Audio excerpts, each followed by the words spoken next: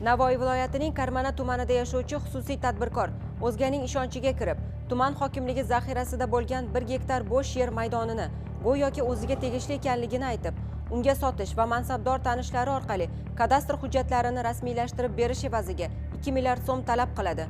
Ammo u so'ralgan pul mablag'idan 1 milliard so'mni Navoiy shahrida olgan vaqtida Davlat xavfsizlik xizmati va Bosh prokuratura huzuridagi departament xodimlari tomonidan ashyoviy dalillar bilan ushlandi. Salonda o'tkazamiz. Bir uramda 5 pachka 50 milliondan 20 uram 1 milliard so'm pul bo'ladi. Avtomashinaning orqa qismidan aniqlandi.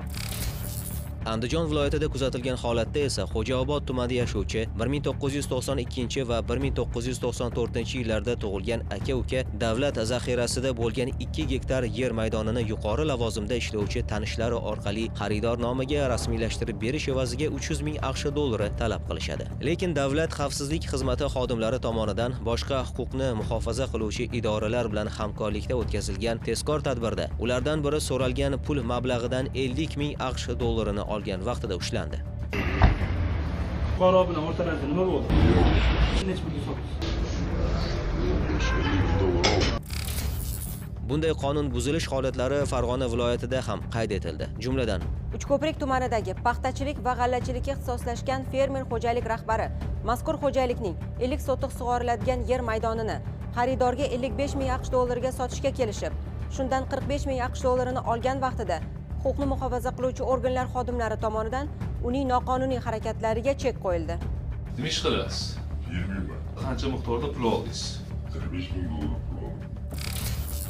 boshqa holatda esa Quva tumanidagi qandolat mahsulotlari ishlab chiqaruvchi mas'uliyati cheklangan jamiyat rahbari mazkur jamiyatning 10 sotix yer maydonini kadastr tizimidagi tanishlari orqali xaridor nomiga turar joy sifatida rasmiylashtirib berish evaziga 35 ming AQSh dollari olgan vaqtida ashyoviy dalillar bilan ushlandi.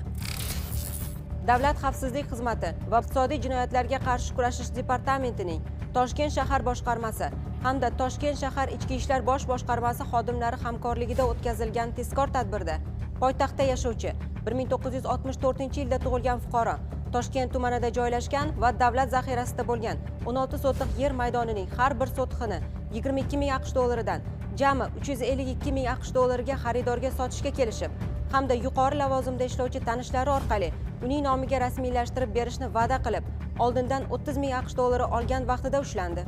Shuningdek, tezkor tadbir davom ettirilib, uning sherigi bo'lgan Toshkent tumanida istiqomat qiluvchi 1952 yilda tug'ilgan muqaddam firibgarlik bilan bog'liq jinoyati uchun sudlangan shaxs ham ushbu 30 ming AQSh dollarini olgan vaqtida ushlandi. Hozirda barcha holatlar yuzasidan mazkur shaxslarga nisbatan